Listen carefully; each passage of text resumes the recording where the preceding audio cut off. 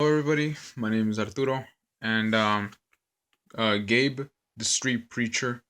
If you are watching this, I'm making a response to your video. You don't have your comment section. You took that out, which I find it kind of weird that in almost every other video you allow your viewers to comment on your videos. On this one, you didn't have it, which I find weird, and I couldn't comment my opinion. So I'm gonna give you my opinion now through a video if you are watching this. So you're saying that Jesus is a creation, not a creator. I'm here to tell you that that's not the case. Jesus is God manifest in the flesh. Where does it say that? Good question. John chapter 1 verse 1. In the beginning was the Word was with God, and the Word was God. Verse 2, the same was in the beginning with God. All things were made by him, and without him was not anything made that was made. So right there is saying that God, who is the Word, who is also was made manifest in the flesh, is the creator, not the creation, is the creator. Where does it say that he is manifest in the flesh? And the first and in verse 14 of the first chapter of John, verse 14, and God and the Word, who is God, who was made flesh and dwelt among us. We beheld his glory. So he became flesh. Where else does it say that?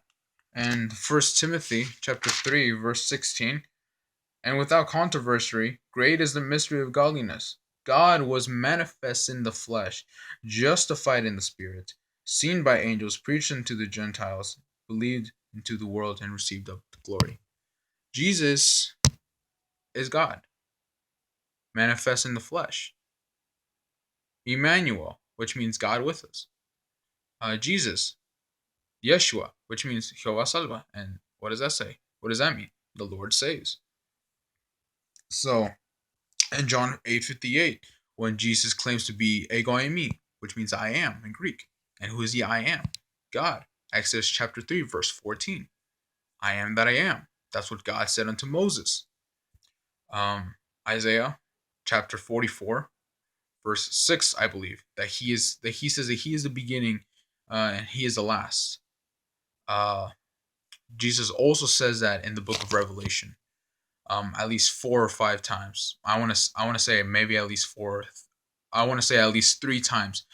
The first time he says it is in the book of Revelation, chapter 1, verse 8. I'm Alpha and Omega, the beginning and the end.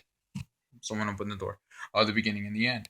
He says it again in verse 11, and he says it right again in the last chapter of chapter 22 of verse 13. I'm Alpha and the Omega, the beginning and the end, the first and the last. These are in red letters. I'm reading this from the King James Version. I'm not reading this from an NIV or any other version. I'm reading this from the King James Version. Okay. Um, right there, it states that Jesus is not a creator. Is not the creation, but he is the creator. Saying that he is a creation, that's actually what Jehovah's Witnesses teach. That's what Mormonism teaches as well.